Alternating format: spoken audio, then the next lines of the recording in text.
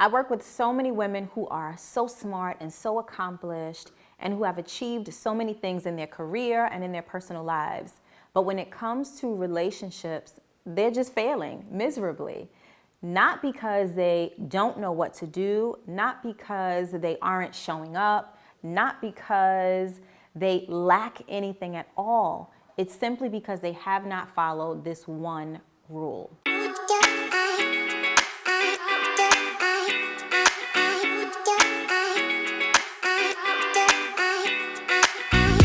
Here's the number one thing that you must do in order to have a healthy relationship. Without this one thing, your every relationship will fail. And it's simple, but it's not easy. So I'm gonna give you the number one relationship rule. This must be done before you enter into any relationship. You must call love into your life. So, what does it mean to call love into your life?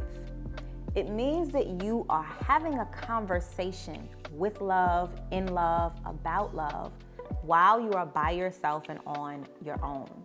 It means that you're operating in honesty and truth in your real life. You're learning to fall in love with yourself, and you're learning to have a love affair as the single version of who you are.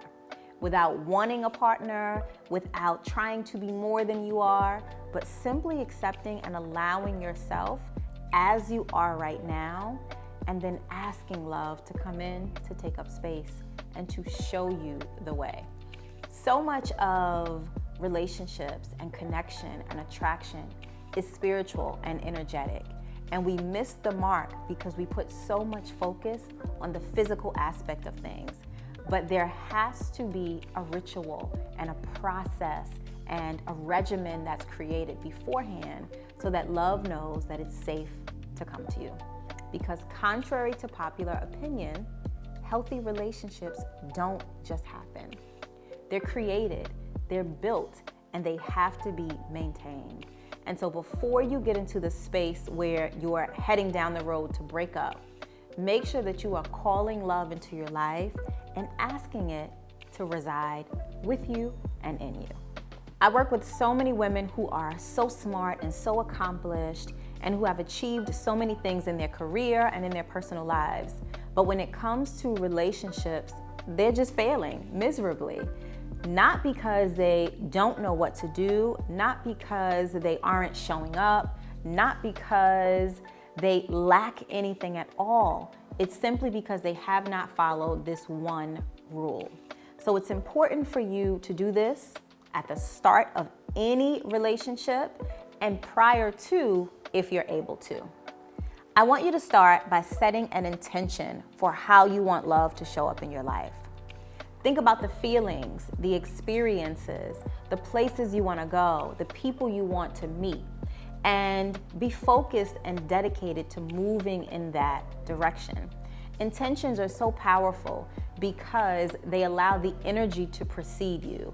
They go ahead and set up the space for you. They call in and attract the people that you need before you have arrived. And so if you are going to have a healthy relationship, an intention has to be set beforehand.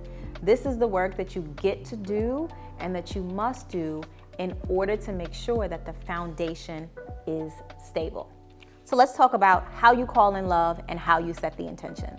I always tell my coaching clients that you can have anything you want as soon as you stop settling for what you get.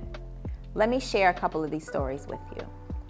So I have a client who is a doctor in Houston, and she is smart and just a phenomenal all-around woman who has never had a problem getting what she wants, accomplishing her goals, and getting to it, right? Whether it's the bag, whether it's business, whatever it is, she is able to set a goal and reach it and hit it. However, she struggled tremendously when it came to attracting the right partners into her life. There was a point where she even confided in me that no matter what she does, what she wears, or where she goes, men simply don't approach her. Now let me tell you, she is tall and lean and sexy and chocolate and beautiful. So there's no reason for her not to be being approached. everywhere she goes. The problem is that she was not clear on what she wanted to come to her. And she was doing so much that she was sending out so many signals, it was actually blocking and repelling men from coming into her. So we worked together specifically on that with my LOVE formula, which I'll tag below in another video. And she's now in a relationship after having options, baby. When I say options, I mean 9, 10, 11, 12 to choose from. And she's in a relationship now with a partner who provides support for her in ways she never imagined.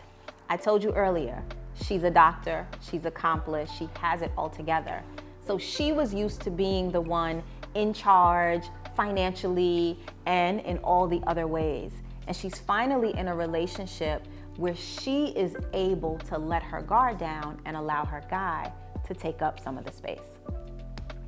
Let me tell you about another client as well, because I know y'all like receipts. This client in particular is a scientist and real estate agent, right? I don't work with the slouches, right? Like, it's giving accomplished Black woman.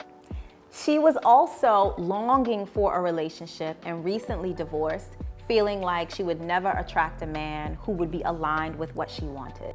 So about a week ago, she sent me an update email just to share with me what's going on with her and her guy. They recently celebrated 1 year of bliss together. And she told me that this is the first time ever in her 40-something years that she's ever felt safe to be herself in a relationship. Mind you, this is a woman who was married before.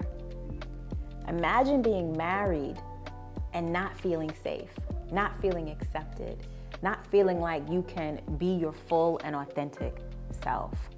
This is why it is so powerful to set an intention for love and to call love into your life through honesty, through truth, and through trust, so that you can get all of those things back.